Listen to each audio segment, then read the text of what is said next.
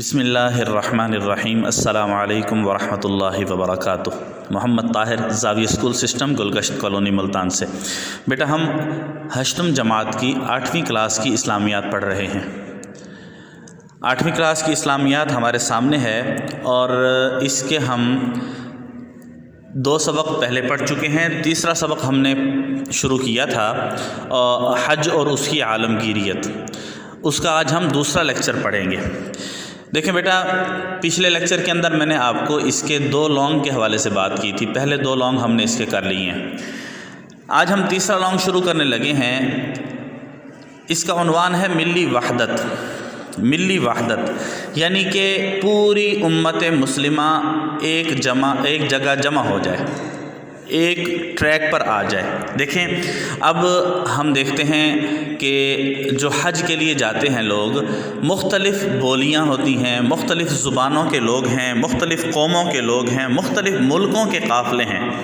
وہ سارے کے سارے ایک ہی جگہ جا کر جمع ہوتے ہیں اور اسی جگہ پھر ایک ساتھ ایک امام کے پیچھے نمازیں پڑھتے ہیں، اور سب کی حرکات ایک جیسی ہوتی ہیں۔ جو رکوع میں ہیں سارے رکوع میں ہیں، جب سجدے میں ہیں سارے سجدے میں ہیں۔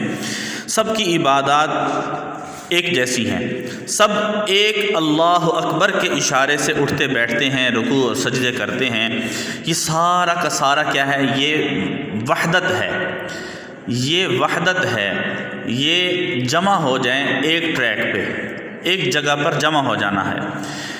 سب ایک ہی نعرہ بلند کر رہے ہوتے ہیں جب طواف کر رہے ہیں، لبیک اللہم لبیک، لبیک لا شریک لک لبیک، ان الحمد والنعمت لک والملک لا شریک لک۔ ساروں کی زبانوں پر یہی ایک جملہ، اسی ایک جملے کی صدا بلند کر رہے ہیں۔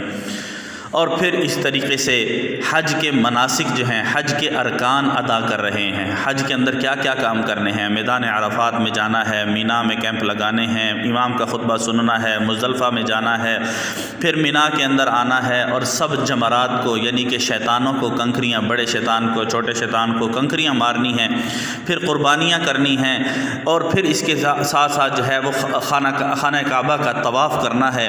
یہ سارے کے سارے اعمال جب سارے مل کر ایک ہی جیسے اعمال کر رہے ہوتے ہیں، ایک بہترین فضا بنتی ہے، ایک پرسکون فضا بنتی ہے، اور ایک جو ہے وہ وحدت کا نمونہ نظر آتا ہے کہ سارے ایک ہیں، مسلمان سارے کے سارے ایک ہیں۔ جیسے جہاں آپ صلی اللہ علیہ وسلم نے فرمایا کہ ایک جسم کی مانند ہیں پورے، اور یہ سارے کی ساری امت مسلمہ جو ہے یہ ایک جسم کی مانند ہو جاتی ہے، بالکل سارے کے سارے ایک جگہ اکٹھے، ایک ہی ٹریک پر، ایک ہی مقام پر، ایک ہی کام کے لیے اکٹھے ہو جاتے ہیں۔ تو حج ایک بہت بڑی نعمت ہے اللہ کی طرف سے۔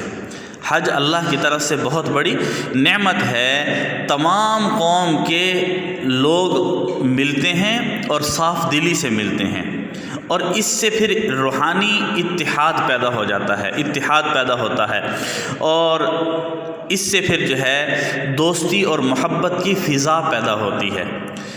اور آپ صلی اللہ علیہ وسلم نے ارشاد فرمایا کہ حج گناہوں کو اس طرح دھو ڈالتا ہے جیسے پانی میل کچیل کو دھو ڈالتا ہے۔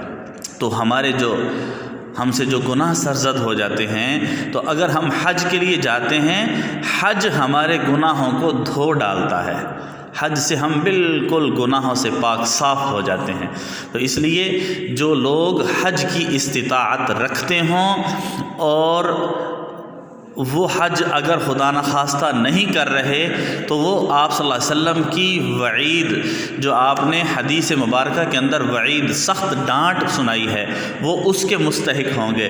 اور جو آپ صلی اللہ علیہ وسلم نے اس کی فضیلت بتائی ہے، جو لوگ حج ادا کرتے ہیں وہ اس فضیلت کے مستحق ہو جائیں گے۔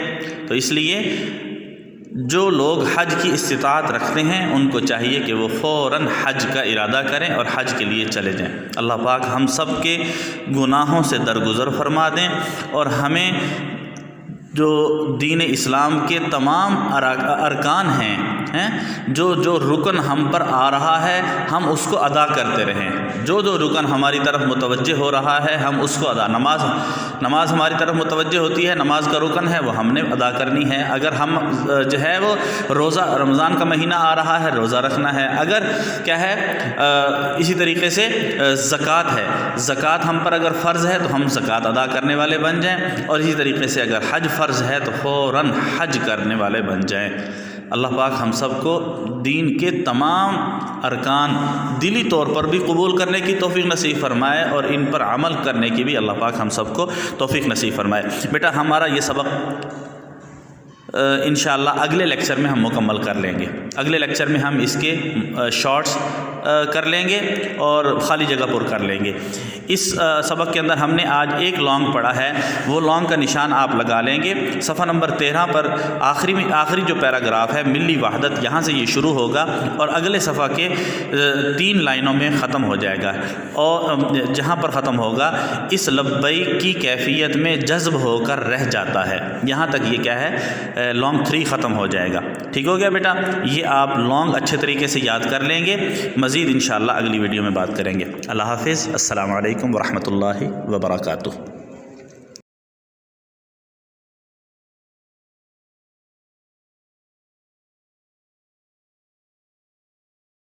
بسم اللہ الرحمن